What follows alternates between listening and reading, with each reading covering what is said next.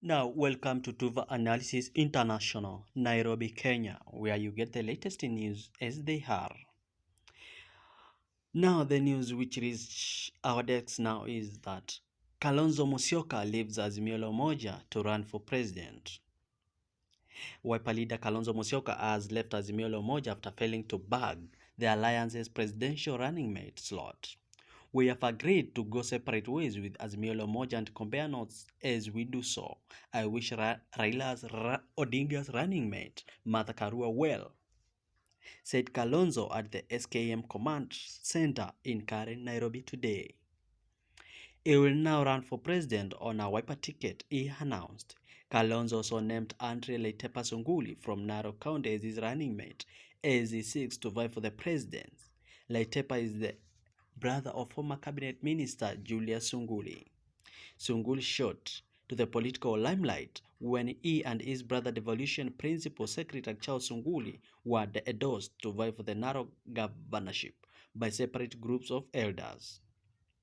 In the 2013 general election, Julius and Andre contested for the Narok seat, but they both lost to Stephen Dutu despite concerted efforts by elders to bring them to a consensus for one of them to go for the seat. On Sunday, Makueni MP Dan Maanzo said the party was heading to the High Court to nullify the Azimio la Umoja One Kenya Alliance agreement in order to pave way for its leader Kalonzo Musyoka to vie for the presidency. According to the MP, Wiper National Executive Committee NEC met on Sunday evening and agreed that Kalonzo should exit from the coalition. The agreement of Azimio Oka has legal issues and we are approaching the High Court tomorrow morning so that the court can guide the political parties correctly and we will be able to prove to the court that the current agreement is illegal and unconstitutional, said Maanzo. And today, Wiper National Organizing Secretary Robert Boy announced that Kalonzo would make a very important announcement. Last week, Kalonzo claimed there was a plot in place to deny him the running mate slot in Azimio la Umoja One Kenya Alliance. He insisted he was the only suitable politician to deputize the coalition flag bearer Raila Odinga and one denying him a chance would have political ramifications on Raila's presidential bid. Reports suggested allies of the Wiper leader were confident that they had laid elaborate plans to give him run for the president in August 9th election, should he not be picked as Raila's running mate.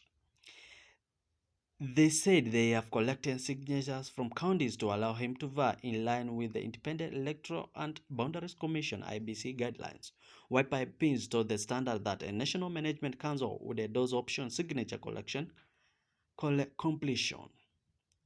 On Monday, May 9th, Wiper National Executive Council approved that proposal to have Kalonzo running for the president and bargain for the post-election agreement with the winner if he did not garner the requisite 50 plus 1 votes to propel him to the State House. During the next meeting at the party headquarters, it was agreed that the Wiper leader should not attend the Azimio running mate interviews and instead focus on his presidential bid.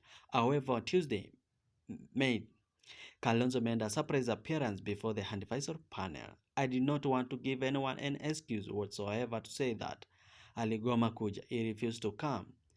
He told journalists when he emerged for a 2-hour session with the panel. On March 12th, at KICC grounds sanctioned by Azimio la Umoja One Kenya Alliance, parties locked the partners in the coalition until 3 months after the election. Signatories to the deal, including Kalonzo's Wiper party, is not allowed to leave the coalition 6 months to the election or 3 months after without going against the law. The deed of agreement signed on March 12 and obtained by the Standard, which says parties may give 90-day notice to withdraw from the coalition, which now takes them beyond the election date. A week ago, on 9th May, Mr. Musyoka talked of reviewing his political stance if Raila didn't name him as a presidential running mate. In an interview with Adhiani FM, Mr. Musyoka said Deputy President William Ruto would be the biggest beneficiary of a situation where Raila turned him Kalonzo down on the running mate ticket. The former vice president said that he was keenly waiting for Raila's decision so that he could take stock of it and chart the way forward.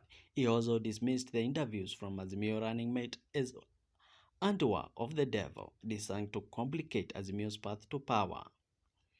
He wondered why he would be exposed to the panel to vet his suitability when he had previously flown the flag without being vetted. What has changed? It can only mean to some people.